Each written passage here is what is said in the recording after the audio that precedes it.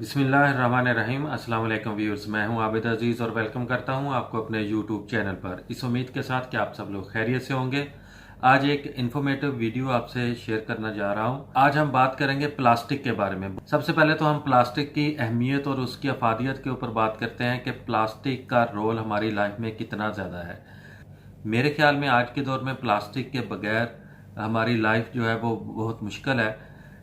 हम बाज़ार चले जाएं तो हमने जो भी चीज़ परचेज़ करनी होती है हम उसको प्लास्टिक के जो थैले होते हैं उसमें डाल के लेके आते हैं, प्लास्टिक के बैग्स में।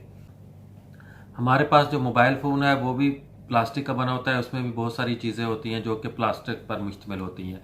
इस तरह हमारे शर्ट के जो बटन होते हैं वो भी प्लास्टिक से बने हुए होते हैं।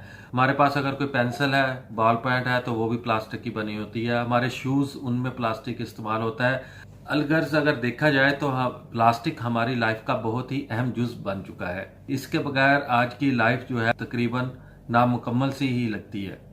आप गाड़ियों में देखें वहाँ पे प्लास्टिक का इस्तेमाल है।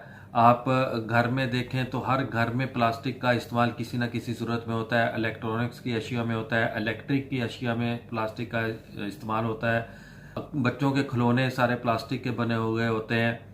इसके अलावा हमारे जो बीवरेज होते हैं, हमारे जूसेस या पानी की जो बोतल्स होती हैं वो भी प्लास्टिक पर मुश्तमिल होती हैं। हमारी बाइक, हमारा साइकिल, हर चीज जो है वो उसमें कुछ ना कुछ हिस्सा जो होता है वो प्लास्टिक का होता है। कुछ दोस्तों ने मुझसे पूछा था कि ये प्लास्टिक का सोर्स क्या है, प्लास्टिक इतना ज्यादा कहाँ से निकाला जाता है। तो आज मैं आपको बताऊंगा कि प्लास्टिक जो है ये एक पेट्रोलियम बेस्ड एलिमेंट है। इसका जो ओरिजिन है, इसका जो सोर्स है मेन, वो ऑयल है। यानी कि क्रूड ऑयल जो होता है उससे प्लास्टिक को बनाया जाता है, प्रोसेस किया जाता है इसको। इसके प्लांट्स होते हैं। जिस तरह से क्रूड ऑयल को प्रोसेस करने के बाद petrol, diesel, kerosene oil, paraffin या गैसेस जो हैं उनको प्रोसेस करके निकाला जाता है, इसी तरह से ही क्रूड ऑयल को प्रोसेस करके प्लास्टिक को निकाला जाता है। और कोयला जो होता है उससे भी प्लास्टिक को तैयार किया जा सकता है। तो ये थी एक इन्फॉर्मेशन जो मैंने आपसे शेयर की। बहुत से दोस्तों ने मुझसे इसके बारे में पूछा था।